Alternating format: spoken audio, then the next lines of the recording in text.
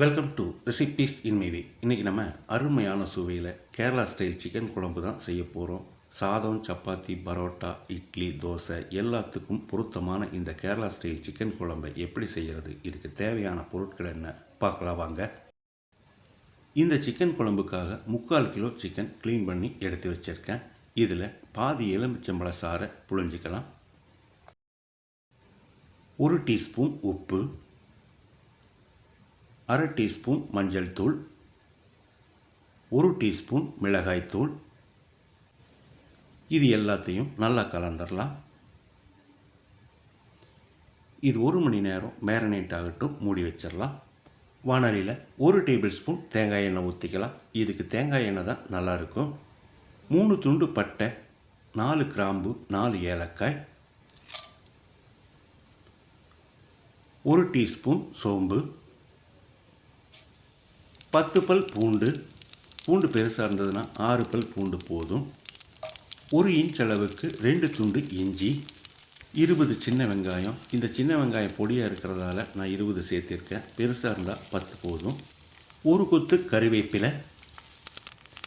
1 நிமிஷம் இதை வதக்கிடலாம்.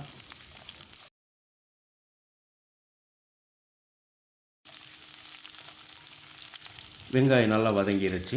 3/4 கப் அளவுக்கு துருவின தேங்காயை சேர்த்துக்கலாம். அளவான தீயிலையே 1 நிமிஷம் வறுத்துக்கலாம்.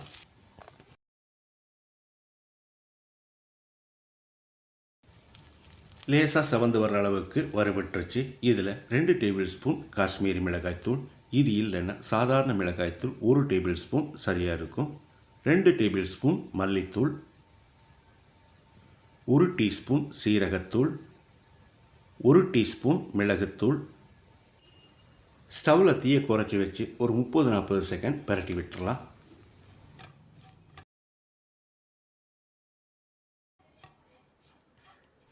மசாலா ரெடி ஆயிடுச்சு. இதை ஒரு பிளேட்டில் கொட்டி ஆற வச்சிடலாம். நல்லா ஆறின பிறகு மிக்ஸி ஜாரில் போட்டு வச்சுருக்கேன்.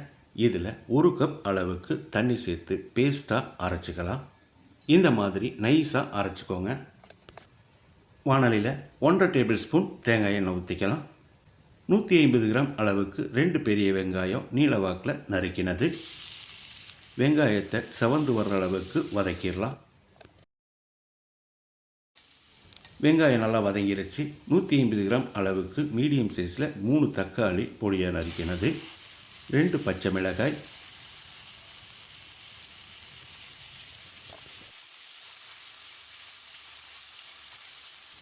1 டீஸ்பூன் உப்பு சேர்த்து தக்காளியை மசிகிற அளவுக்கு வதக்கிடலாம்.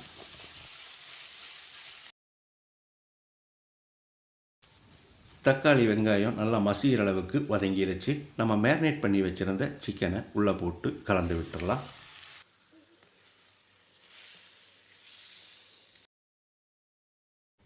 இதுக்கு தண்ணி சேர்க்க வேண்டாம். குறைஞ்ச தீயில் ஒரு 10 நிமிஷம் வேகட்டும், மூடி வச்சிடலாம். இடையில அடிக்கடி கலந்து விடணும். 10 நிமிஷம் மூடி வச்சு வேக விட்டுருந்தோம். சிக்கன் 3/4 பதத்துக்கு வெந்திருக்கு. இப்போ இதில் நம்ம அரைச்சி வச்சுருந்த மசாலாவை ஊற்றிடலாம். மிக்ஸி ஜார் அலசி 1/2 கப் அளவு தண்ணி ஊற்றி கலந்து விட்டுறலாம்.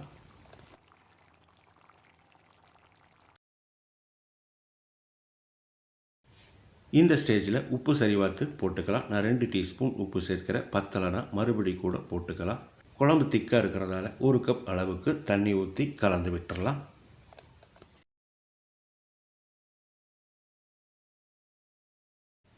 இது ஒரு 5 நிமிஷம் கொதிக்கட்டும்.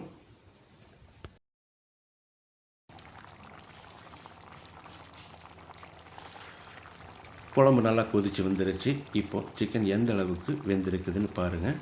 நல்லா மிருதுவாக வெந்திருக்கு.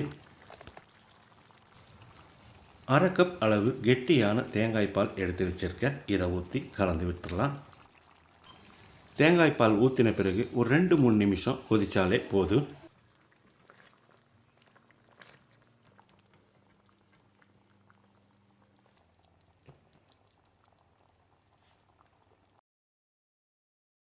குழம்பு கொதித்து வந்துருச்சு. இதுக்கு ஒரு தாளிப்பு கொடுத்துடலாம். 1 டேபிள் ஸ்பூன் தேங்காய் எண்ணெயில் 1 டீஸ்பூன் கடுகு, 1 கொத்து கருவேப்பிலை, 4-5 சின்ன வெங்காயம் பொடியாக நறுக்கினது. நல்லா கலந்து விட்டு குழம்புல ஊற்றிடலாம். கடுகு சேர்க்க பிடிக்காதவங்க வெங்காயம் கருவேப்பிலையை மட்டும் வதக்கி போட்டுருங்க.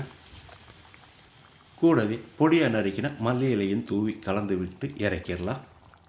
அருமையான சுவையில் நான் செஞ்சுருக்கிற இந்த கேரளா ஸ்டைல் சிக்கன் குழம்பை இதே மாதிரி இதே அளவுகளோடு நீங்கள் செய்து பாருங்கள். இந்த வீடியோ பிடிச்சிருந்தா லைக் பண்ணுங்கள், கமெண்ட் பண்ணுங்கள், ஷேர் பண்ணுங்கள். சப்ஸ்கிரைப் பண்ணாதவங்க சப்ஸ்கிரைப் பண்ணுங்கள். மறக்காமல் பெல் பட்டனை கிளிக் பண்ணுங்கள்.